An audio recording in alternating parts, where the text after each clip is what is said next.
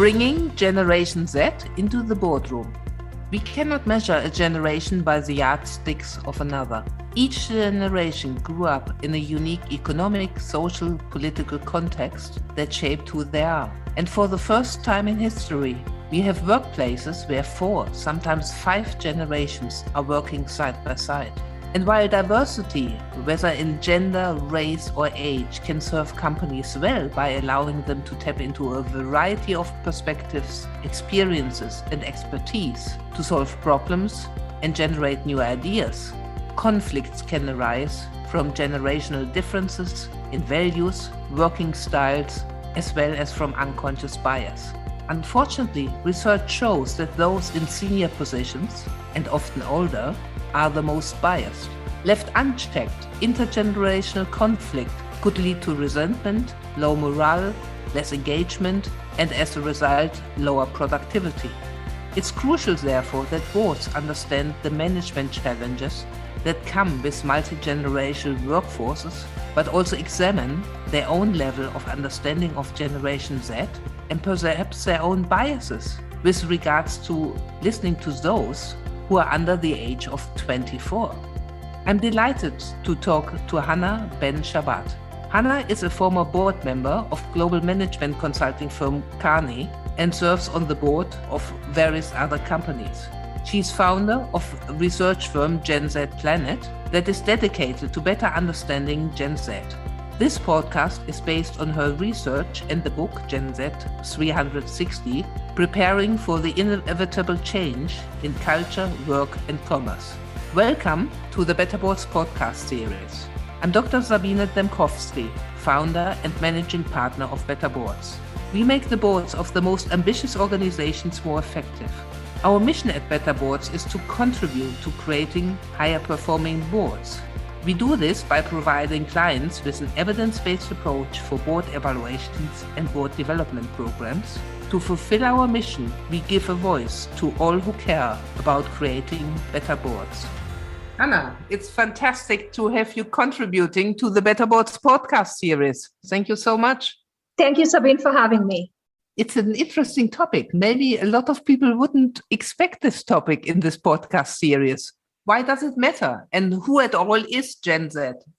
So Generation Z is defined as anyone who was born from 1998 to 2016, which means now the olders are now 24 and the younger are 6. So many of them are still kids, but we're already starting to see their effect on our culture, the workplace, and the consumer market. I think it matters for boards to know about Gen Z because boards should be informed about anything that happened in the world that's going to affect a company performance. And a demographic shift and generational shift is one of them. Gen Zers are important because they are going to be the future talent of every company, and they are going to be one of the largest consumer segments we have ever seen. So what do boards need to know about this generation? This generation is unique in so many ways, but if I have to pick the aspects that truly going to matter to company performance, either from a talent management perspective or from a customer perspective, I would say that first thing, this is the most diverse generation we've ever seen. And for them, diversity is not only a demographic statistics, it is a cultural lens through which they view the world. And they bring that need for diversity and inclusion to the workplace and also to the relationship with brands. Second thing, this is the most digitally connected generation. Generation Z was born into a world where they don't know in reality without search engines, mobile phone, or social media applications. And that has shaped the way they learn, they think, they communicate with one another, and the way they want to work and the way they want to interact with brands. Another thing about this generation that is fascinating is the fact that this is the most educated generation. Globally, we expect 1 in 2 Gen Z to be a university educated. In the United States, they have the lowest high school dropout and the highest college enrollment that we have ever seen.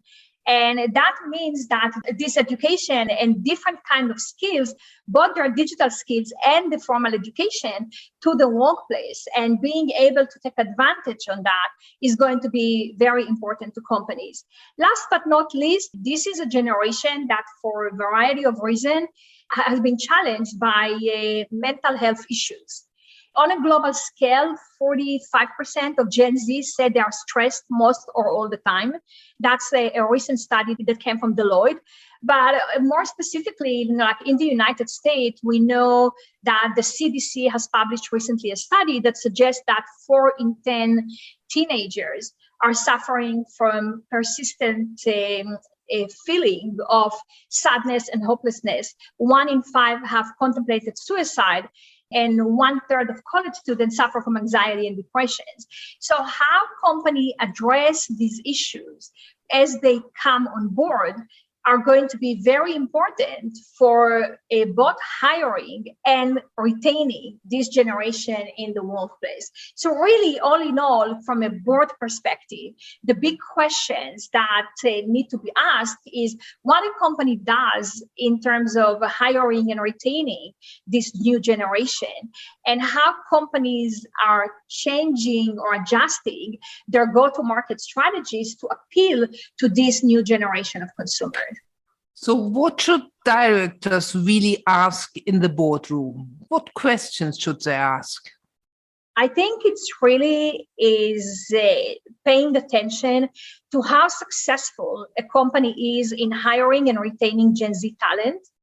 And this is particularly important in industries where turnover of employees is very high. I also think that they should ask questions about how a company go-to-market is changing or being adjusted to address more the Gen Z consumer or Gen Z customers in what they do every day. And I think this is important because one thing that we're starting to see, especially in the consumer market, where I do much of my work, is that we are seeing a new wave of direct-to-consumer brands. I call them the Z brands. Mm-hmm. And the Z brands are demonstrating a real good understanding of who this consumer is and what is important to them, what are their values. And they build and craft their brands and the brand messaging around that.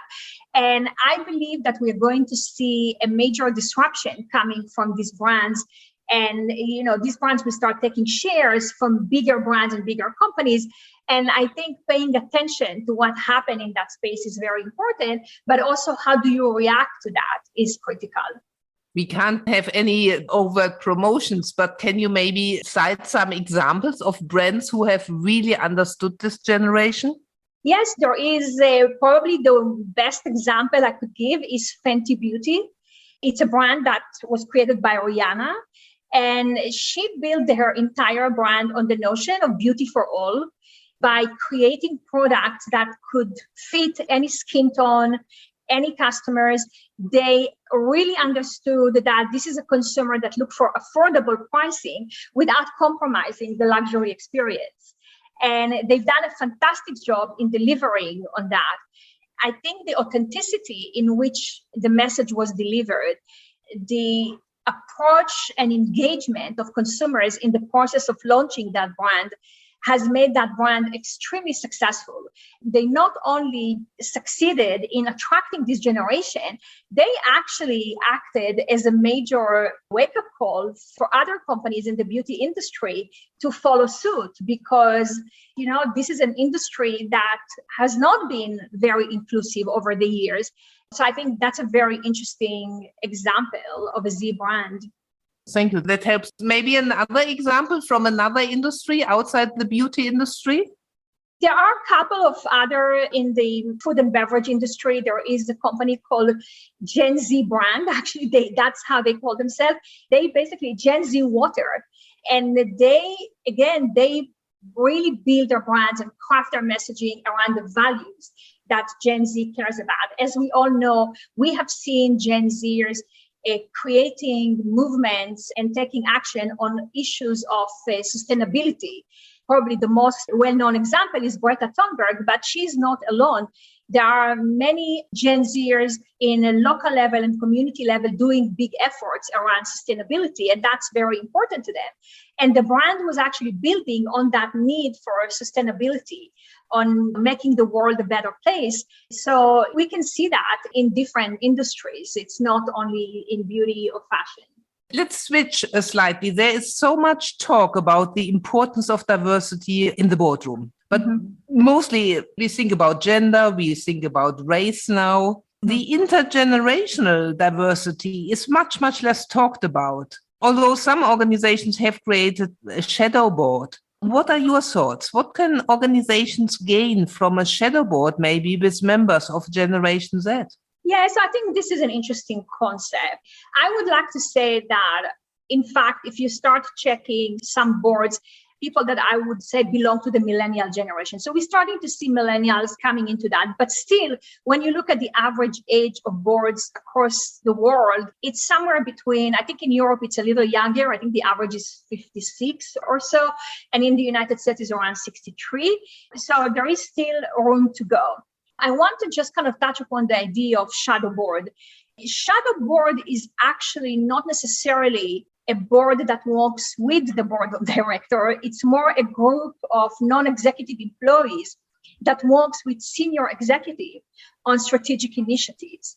And there is a lot of value in that. And I think where there is an opportunity for a board of directors is actually engaged with that shadow board. So it's not only a shadow board that works with the senior executive, but it's also give opportunities to the board of directors to interact with them. That's where I see the opportunity.